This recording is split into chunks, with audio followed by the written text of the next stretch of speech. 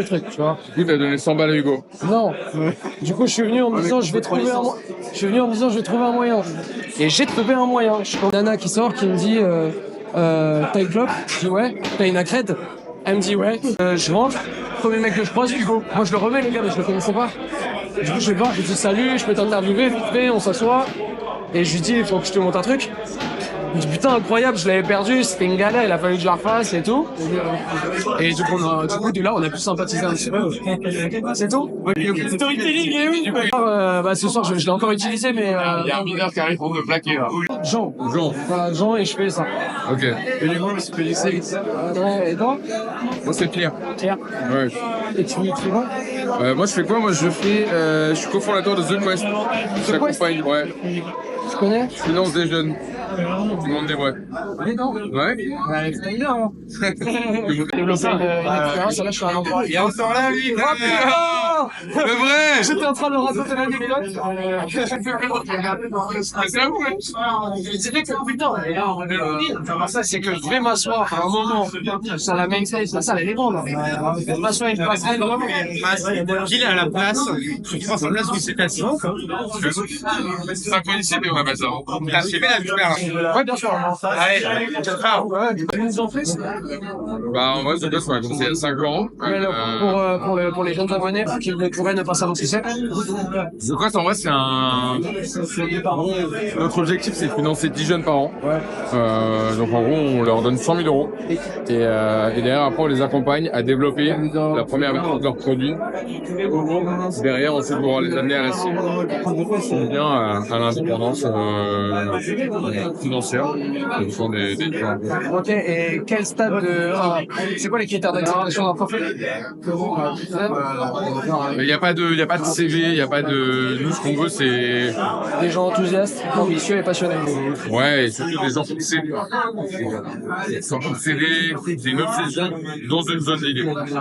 Et après, nous, derrière, ce qu'on finance, tous, c'est des sociétés, on ne fait pas de la philanthropie. Tu vois. On ne fait pas comme Peter Thiel aux États-Unis. On est vraiment sur de la vraie précise.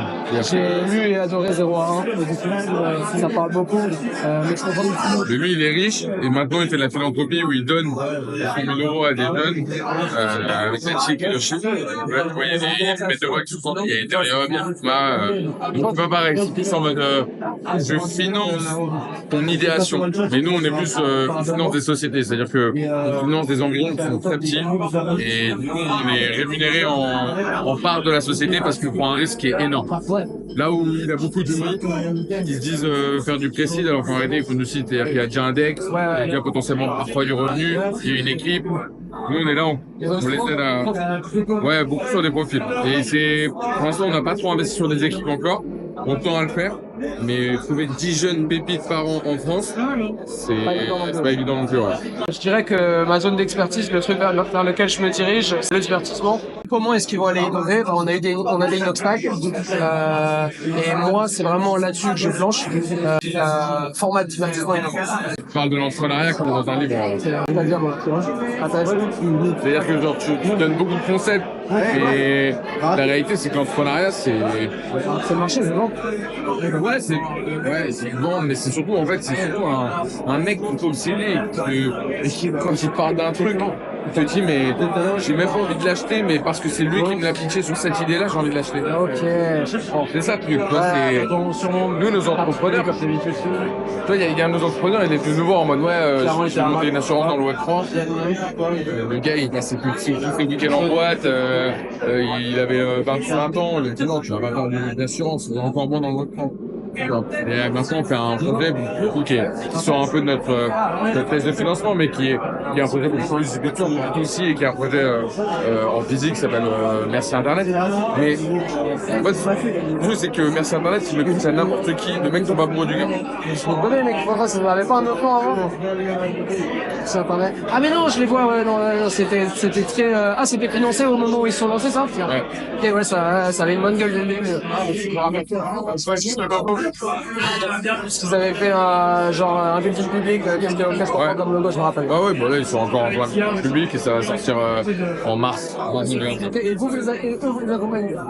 Ok, intéressant. Ça sort un peu de notre thèse d'investissement, mais notre thèse d'investissement elle est beaucoup plus liée à des projets tech où il va y avoir de la scalabilité, tu vois. Ouais, ok. Ça, Ça, de la santé, ah, intéressant. Ouais, c'est quand même vraiment de l'investissement avec un but de rendement. En fait, nous, quand on investit dans des boîtes, elles sont valo à 1,5 million. Et après, derrière, il faut aller rattraper la valo. Et puis après, en cible, il faut aller taper des valos à 5, 10, 15, 20. Si t'as pas de scalabilité, c'est très compliqué d'aller taper ces valos-là. Ah, intéressant. Putain, Ouais, mon gars. je vais sur ça de plus près, du coup. Avec plaisir. L'aventure de ce quest, la quest de la quest. Bon courage pour ta création de contenu. Ah ouais, ça va chier, je comprends pas.